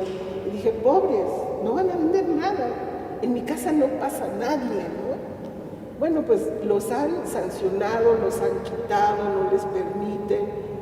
Yo creo que tenemos que ser mucho más conscientes de los distintos derechos. Entonces, en muchos lugares, yo le diría que inclusive, por ejemplo, en Vancouver, empezaron a desarrollar todo un esquema de venta ambulante de comida. Ellos diseñaron los puestecitos y eso daba una diversidad de oferta, que si comida vietnamita, comida tailandesa. O sea, ellos no lo tenían y lo consideran como una forma de convivencia social. Entonces, ciudades como México, Calcuta, en Tailandia, hay una gran cantidad de gente que vive de esto. Yo le diría, yo prefiero que vivan de eso a que vivan del crimen organizado y de la ilegalidad. Entonces, la idea de tener estos programas de espacio público a nivel delegacional es que se puedan sentar los vecinos, los posibles usuarios o que han estado haciendo uso del espacio público para la venta y las autoridades de la delegación y lleguen a acuerdos. Pero miren, cuando uno anda paseándose en el parque en Chapultepec, pues, la señora que vende los chicharrones con salsa de chile piquín, ¿no? Pues, es parte de la convivencia y de la cotidianidad. El tema es acuerdos sociales y respeto de reglas. Pero el tema es, hay una idea que nos vamos a formalizar y yo digo, busquemos formas en que tributen. En el Uruguay hay una cosa que se llama el monotributo, que facilita muchísimo la forma que ellos contribuyen, porque de otra manera los estamos haciendo clientelas de líderes corruptos, que los usan para su propósito de poder, les cobran y ellos reciben favores de ese líder. Entonces, sus derechos están sujetos a favores. Y la idea es que no, que desarrollemos un marco que defina claramente cuáles son sus derechos y que no puedan ser sujetos por nadie, ¿no? En fin, es un tema complicado porque el espacio público es escaso, es un bien escaso, pero sí hay que definir cómo se comparte. Bueno, sí, ¿ya? ¿Más? Yo sí tenía una duda, doctora. Respecto a lo de mínimo vital, así como quedó plasmado en la Constitución, ¿cuál es como las grandes diferencias que hay entre este mínimo vital y el concepto de renta básica? A ver, el concepto de renta básica es una cierta cantidad que se le da a las personas desde que nacen, a todos, es universal, se les da a todos. En Alaska así funciona, Finlandia está haciendo una prueba en un municipio, Namibia ya lo metió como criterio, Brasil ya lo metió, no lo ha implementado, pero es la garantía de un ingreso básico. En el caso del mínimo vital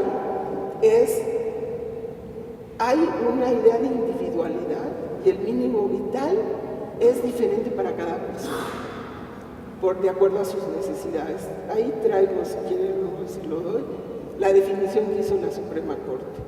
Pero además se contabiliza los servicios que ya le proporciona el gobierno, ¿sí? Entonces, bueno, ya tienes educación, ya tienes salud, tienes unos programas de transferencia, tienes esto, tienes lo otro, entonces te tocan 2 pesos como ingreso monetario.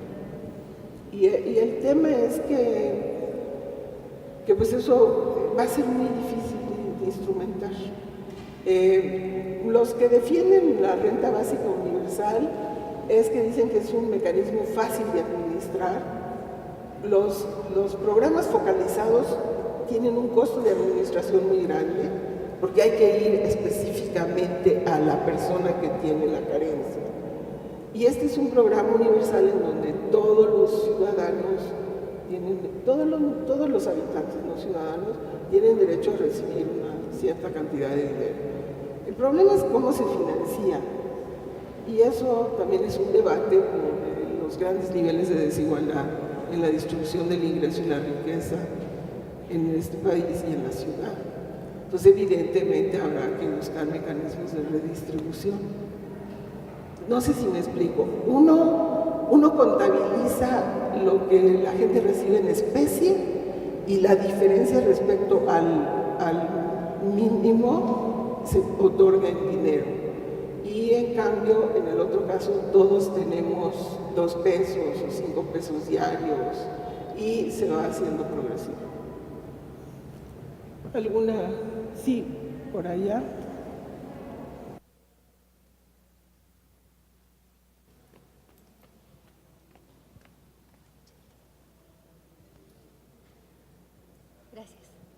Gracias, maestra, por su explicación y su aportación a los que pues no estuvimos en ese proceso, pero nos estamos enterando. Había una cosa que me inquieta, no sé, no quisiera plantearla como pregunta porque a lo mejor es amplio, el derecho a la vida digna, ¿no?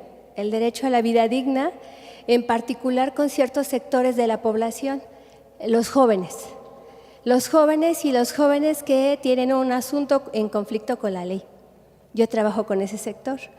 Y es un tema que lamentablemente está vinculado a problemáticas ciertamente de economía, de falta de condiciones de la familia, de, digamos, precariedad en diferentes niveles. Entonces me llama mucho la atención el tema.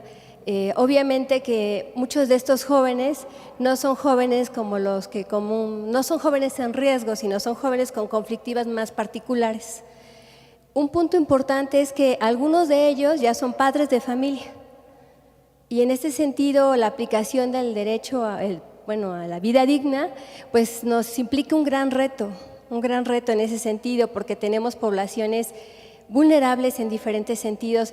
No obstante, ahorita ya desde hace unos años, la juventud es pues un sector muy vulnerable respecto a todas las la falta de condiciones socioeconómicas que requiere, educativas, formativas y demás. No obstante, también quisiera mencionar que en nuestros últimos análisis que tenemos con esta población, son poblaciones que para conseguir una vida, no sé si digna, pues son narcomenudistas o se vinculan a redes muy particulares de delito. Entonces, tal vez, por eso decía, no sé si es un comentario que a partir de todo lo que se ha visto hoy, que me lleva a pensar cómo vamos a atender este tipo de poblaciones con un derecho de esta naturaleza y cómo vamos a lograr que estos jóvenes no sigan creciendo la población, sino disminuya, aunque la estadística nos habla de que está creciendo el número de jóvenes implicados en el delito. Gracias, doctora. Eso tiene que ver con la falta de capacidad de los últimos años de este país de crear empleos dignos, con salarios dignos. Entonces, muchos de los jóvenes no tienen una perspectiva de largo plazo, no tienen expectativas de un mecanismo de movilidad que los va a llevar a mejores condiciones. Hace 30 años la idea era estudiar, llegar a profesional si se podía, insertarse en un puesto de trabajo donde iba a haber seguridad social y se iba a tener una pensión para la vejez. Eso se destruyó totalmente, ya no existe. Y entonces los mecanismos de movilidad están muy cortados, ¿no? Y muchos de ellos dicen, prefiero vivir 5 años bien que 30 años en una situación de pobreza, ¿no? Entonces, ese es uno de los temas del ingreso básico universal. O sea, les daría una base de manera que tuvieran la libertad en un momento de decidir qué quieren hacer, pero en ese momento lo que quieren es obtener un ingreso, porque si no, no tienen otra manera de sobrevivir, y si obtener el ingreso significa ser un halcón del crimen organizado, pues se van a meter y a lo mejor los matan en 3 años. Mire, yo le diría que desde mi óptica es una desgracia que por 40 años tengamos un modelo de economía neoliberal, precisamente en la época que en la pirámide demográfica de este país íbamos a tener el mayor número de jóvenes. Ha sido verdaderamente un colapso de las posibilidades de realización de estos jóvenes y son generaciones muy lastimadas. Pero si me dan chance y se los paso muy rápido, el capítulo, el artículo 11 habla de estos grupos. Y se los voy a pasar muy rápido y les voy a explicar por qué los metimos, por qué aparece.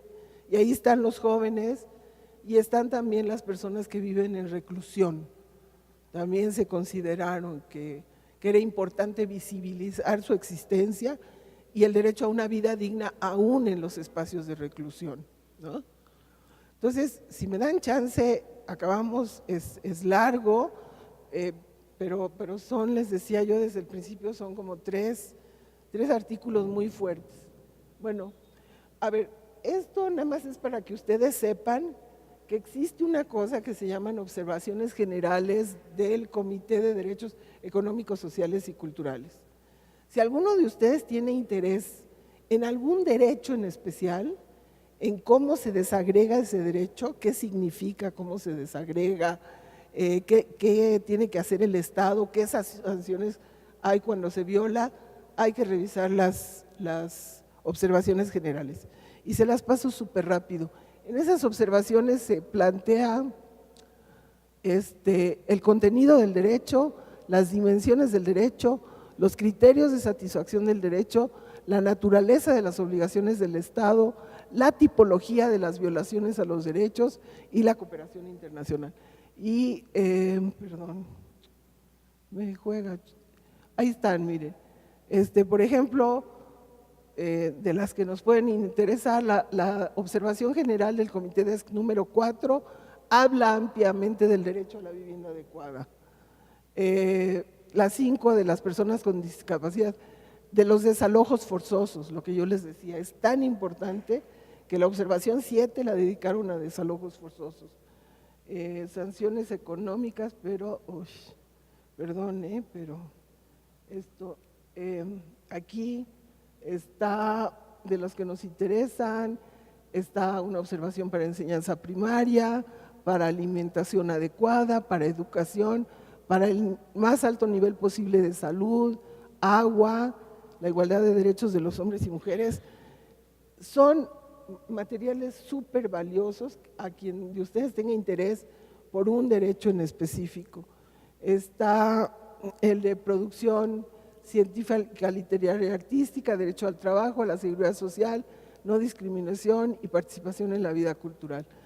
Pero además hay una serie de relatores por derechos, expertos independientes y relatores especiales. En todos estos temas que ven aquí, hay una serie de materiales riquísimos.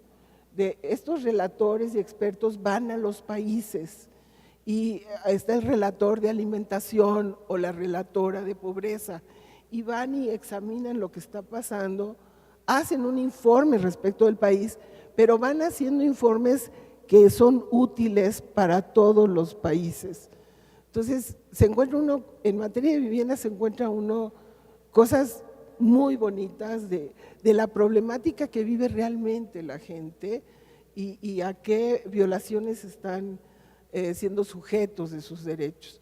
Entonces, esto permite penetrar en todo este desarrollo de los derechos humanos que se ha hecho a nivel internacional en los últimos años.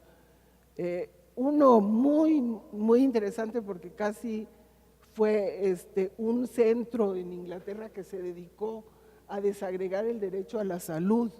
Hay mucho material sobre el derecho a la salud. Bueno, eso nada más como información por aquellos que tuvieran interés sobre algunos derechos. Y nos vamos al último, y sí, lo vamos a hacer rápido. A ver, aquí, ¿qué fue lo que hizo que se creara este artículo? Pensamos que en la ciudad hay una serie de grupos de personas que por sus características enfrentan mayores dificultades para que sus derechos se realicen, porque son discriminados, porque son excluidos. No quisimos ponerlos como grupos vulnerables, porque son grupos vulnerabilizados. Los vulnerabilizamos nosotros por el trato. Pero lo que estamos diciendo en la Constitución, tenemos que hacer los mayores esfuerzos para superar los obstáculos que les impiden la realización de sus derechos humanos. Entonces, ¿cómo se desarrolló este capítulo? Decidimos que debería haber disposiciones genéricas compartidas por todos los grupos, para no estar repitiendo en cada grupo aquellas disposiciones que son generales. Definiciones, esto es el texto del proyecto, no el texto que quedó en la Constitución. Definiciones de quiénes integran el grupo. Por ejemplo, nosotros decíamos, las personas mayores serán aquellas de 60 años y más, no lo quitaron. Los niños serán de tal a tal edad y los adolescentes de tal edad y los jóvenes de tal a tal edad. Se voló, lo quitaron. Entonces, pero definíamos grupos. Luego, enunciado de derechos humanos que les son especialmente importantes por sus características. No importaba que repitiéramos derechos, que todos ellos tienen los mismos derechos que hemos planteado, pero hay derechos que les son particularmente relevantes. Entonces, enunciábamos los derechos que había que cuidar más que los pudieran realizar. Y después, las responsabilidades de las autoridades de la ciudad.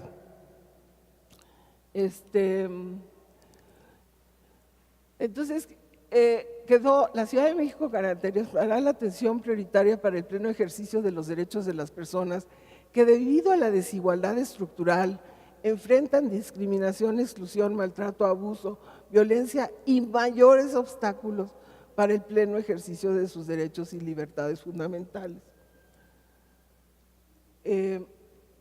Las disposiciones, ¿no? ¿Me volví? No. Las disposiciones genéricas, dice, deberán medidas necesarias para promover, respetar, proteger y garantizar sus derechos y eliminar progresivamente las barreras que impiden la realización plena de los derechos de los grupos de atención prioritaria y alcanzar su inclusión efectiva.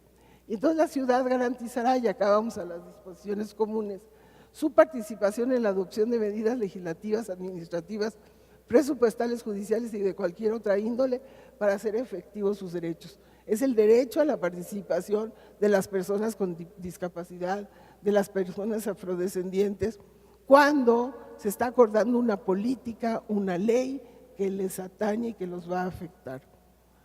El siguiente genérico es el derecho a una vida libre de todo tipo de violencia o discriminación motivada por su condición. Esto atraviesa todos los grupos, pero se van a encontrar cuando lean los grupos que se volvió a repetir. Aunque lo pusimos como genérico, lo empezaron a repetir y repetir. Luego, la no criminalización, represión o reclusión motivada por características específicas de su condición. A veces a los indigentes, a los niños de la calle, a los jóvenes con cierto tipo de tatuajes, nada más por su apariencia se considera que son posibles delincuentes. Entonces la idea, no criminalices por el aspecto que tiene la gente. Y su capacidad para decidir sobre su persona y su patrimonio, así como para el ejercicio de sus libertades, independencia, privacidad, intimidad y autonomía personal. En muchos casos se siente que hay que tutelarlos, que ellos no tienen capacidad de decidir sobre su propiedad, que no tienen capacidad de decidir sobre su persona. Y lo que se plantea es que hay que respetarles la autonomía. Bueno, estas son las medidas que se deben promover, medidas de nivelación, estrategias para su visibilización y sensibilización. Una de las razones para meterlos era visibilizarlos y decir, esta ciudad tiene por lo menos 14 grupos de personas que están sufriendo barreras para cumplir sus derechos. Reconozcamos su existencia y para estos grupos, en donde hay muchas organizaciones que defienden sus derechos, era muy importante verse reflejados en la Constitución.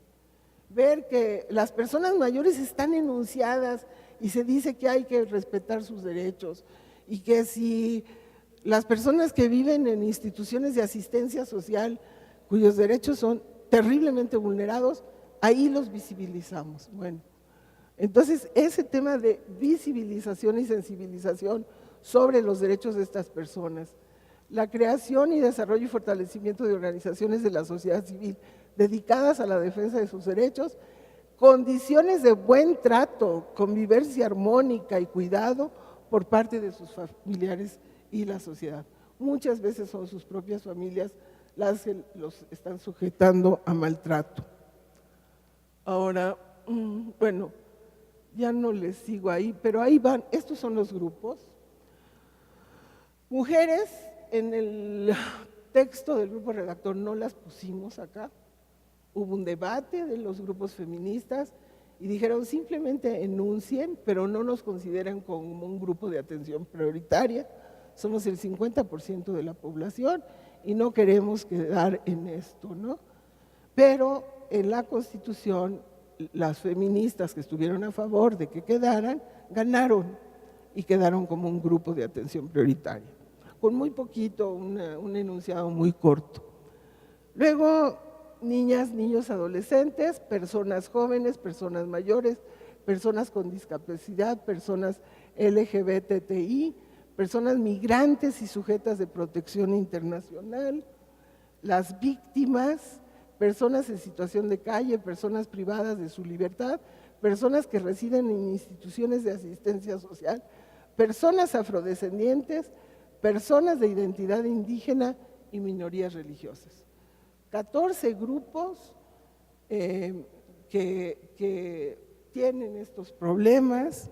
En la constituyente se metieron las minorías religiosas, el PES metió, y este grupo que yo lo había metido porque hay una gran cantidad de indígenas que vienen de Querétaro, de Hidalgo, vienen solos, individualmente, a trabajar en la industria de la construcción, a trabajar en servicio doméstico, trabajan como cargadores en la central de abasto y viven en una condición verdaderamente deplorable. O sea, se hacinan en cuartos y son generalmente chicos jóvenes que vienen para obtener algún ingreso para sus familias de comunidades indígenas. Sus comunidades indígenas están en Querétaro o en Hidalgo y ellos vienen solitos. Entonces la idea era hablar de ese grupo. Hay 3 artículos que refieren a las comunidades originarias, a los indígenas que viven en grupo. Y aquí lo que queríamos era meter a estos indígenas que vienen solitos, también para que tuviéramos conciencia de que ellos requieren de una atención especial porque vienen sin familia, no pertenecen a ningún grupo indígena de acá. Desafortunadamente lo cambió la diputada que estuvo defendiendo todo lo de grupos indígenas y nos deja una cosa tan vaga como las personas de identidad indígena. Entonces son los que viven y los que transitan la ciudad, punto. No es estos que están individualmente, que esa es la diferencia. Bueno, estos son los que quedaron, y se va desarrollando para cada uno de ellos. Si quieren ver en niños, se dice, las niñas son titulares de derechos y gozan de protección de esta Constitución. Estos grupos nos los habían cambiado. Otra vez quienes estuvieron manipulando este capítulo, los pusieron como grupos vulnerables y sujetos de protección. Entonces, aquí aparecían los niños, son sujetos de protección y tutela. Entonces había varios diputados que trabajan infancia y pegaron el salto. Y dijeron, ¿cómo? Son titulares de derechos y tienen derecho a la autonomía. Pero todo el paquete lo habían cambiado. Desde la introducción los habían colocado como grupos vulnerables, a los cuales tenemos que tutelar y proteger, etcétera. Entonces, esto fue recuperar que los niños son titulares de derechos y gozan de protección de la Constitución. Fue un debate en el plenario fuertísimo por el cambio que se había dado, pero no solo a ellos, sino a todos. La actuación de las autoridades atenderán los principios de interés superior de las niñas, niños y adolescentes, de la autonomía progresiva y su desarrollo integral. También garantizarán su adecuada protección a través del sistema de protección integral de los derechos de niñas, lo que se llama CIPINA, y la convivencia familiar es un derecho humano. O sea, la pelea que se dio En la constituyente, ustedes pueden leer los derechos de todos, era no los consideremos como grupos vulnerables, grupos discriminados, grupos sujetos a nuestra protección. Son titulares de derecho, que por sus condiciones particulares les ponemos obstáculos para que cumplan sus derechos.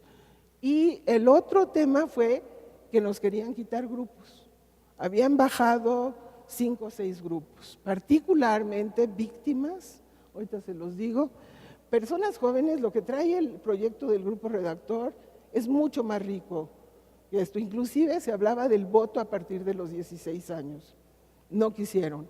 Y ustedes van a ver que en las próximas elecciones el voto a los 16 años, igual que el ingreso básico, va a ser un asunto de debate. Entonces, acá quedó, el derecho de los jóvenes quedó muy limitado, pero pues se trataba de destacar los derechos que tenían con él. En de personas mayores, yo me tuve que poner a discutir con la diputada del PRI, que se había convertido en la fiscal de la Carta de Derechos, a negociar con ella qué derechos se enunciaban de los adultos mayores, comprende la identidad, a una ciudad accesible y segura, a servicios de salud especializados, cuidados paliativos, pensión económica no contributiva. Era una negociación, no, son muchos, quítale. O sea, era un debate con una enorme irracionalidad, porque el tema era cortar, ¿no? Y uno lo que quería era, tú adulto mayor, te vas a ver reflejado en la Constitución y vas a ver cómo se destacan los derechos que te son más cercanos y más necesarios. Bueno, derechos de personas con discapacidad, esta fue ampliamente desarrollada, porque sí había diputadas que defendían este grupo, las personas LGBTTI también. Bueno, es un ejemplo, miren. Ellos hablan de la violencia, bueno, no tiene caso.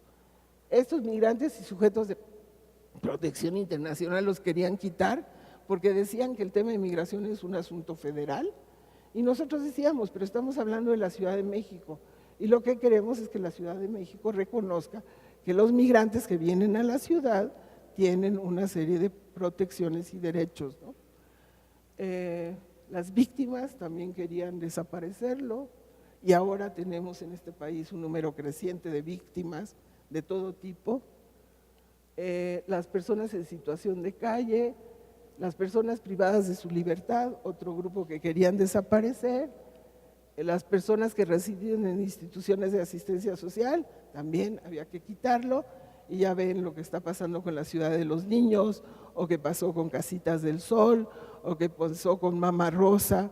O sea, es una población muy vulnerable, y en las ciudades es una población muy grande, porque es población que se viene a las ciudades y acaban estando internadas en este tipo de instituciones. Los derechos de personas afrodescendientes, también había un grupo de personas afrodescendientes ahí, y estas son las personas de identidad indígena. Se los leo cómo quedó. En esta Constitución protege los derechos reconocidos a las personas de identidad indígena que habiten o estén de tránsito en la Ciudad de México. Las autoridades adoptarán las medidas necesarias para impedir la discriminación y garantizar el trato igualitario, progresivo, culturalmente pertinente. Nada que ver con estos grupos de personas indígenas o personas indígenas que vienen solitas a la ciudad. Y finalmente, los derechos de minorías religiosas. Y ahí se acabó. Perdón, pero son temas grandes. Respecto de estos grupos, hay muchas declaraciones y convenciones internacionales.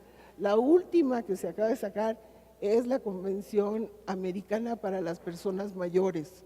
No había una convención que protegiera sus derechos, y esa se acaba de expedir, pero hay una serie de convenciones sobre los derechos de las mujeres, la Convención sobre los Derechos de las Personas con Discapacidad, donde Rincón Gallardo fue uno de los postulantes más importantes, Entonces, material para estos grupos hay en abundancia. Y con eso yo termino, y si tienen algunas preguntas, por favor.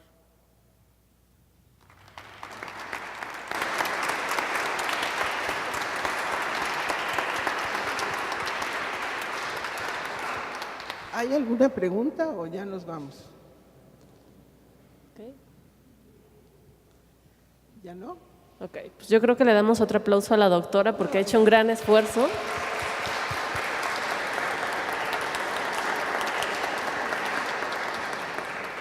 Y bueno, si ella nos lo permite, le estaríamos compartiendo también la presentación, ¿no? Para que tengan, aparte de apoyo del cuadro, la presentación, ¿no? Bueno, que tengan muy buena tarde. Hacer referencia a otros instrumentos en donde se habla de esto. A otros instrumentos donde se habla de sus grupos. Es un material para quien quiera profundizar en alguno de los temas o grupos. Muchas gracias.